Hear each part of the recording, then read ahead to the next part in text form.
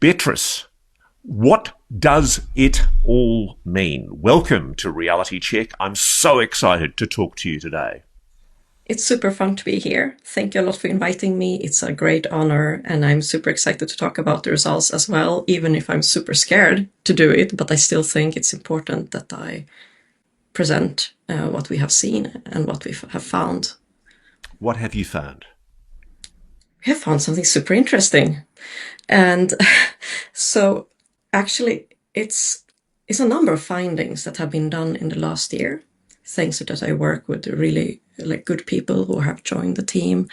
And for example, I've been working with these transients, and I've always been thinking looking at certain cases where we've been seeing multiple transients appearing and vanishing, and I've been ignoring that there are hundreds, thousands of them, which I started learning that I should not have ignored those hundreds of thousands, because, for example, we have a paper now together.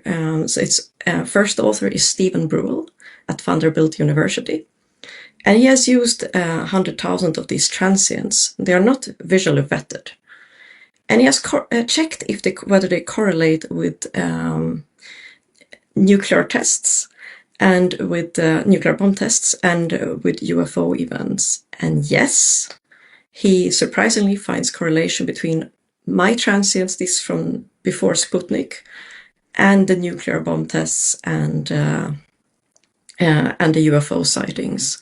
What's the statistical probability that there is that correlation with? I mean, it's very, very unlikely. I think it's what we would state as 3 sigma events.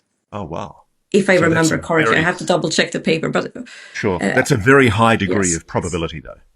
It's a very low probability that it's going to happen by chance. So these are real correlations. Of course, you cannot say if there's a causation there or not, but these are real, really unlikely things to happen by chance. But we still see these correlations. That's one of the things. But the equally interesting thing that now that is in the other preprint is that we have been seeing multiple of these events, and I think I talked about the previous time that we see some of them, they're aligned along a narrow band or along a line. They have extremely statistically unlikely alignments. Let's say one of them has a probability of 1 in 10,000 to be aligned along this band.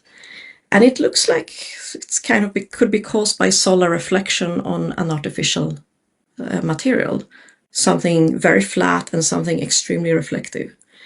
And, or that it's a formation is one of these two things that one can play with, two thoughts.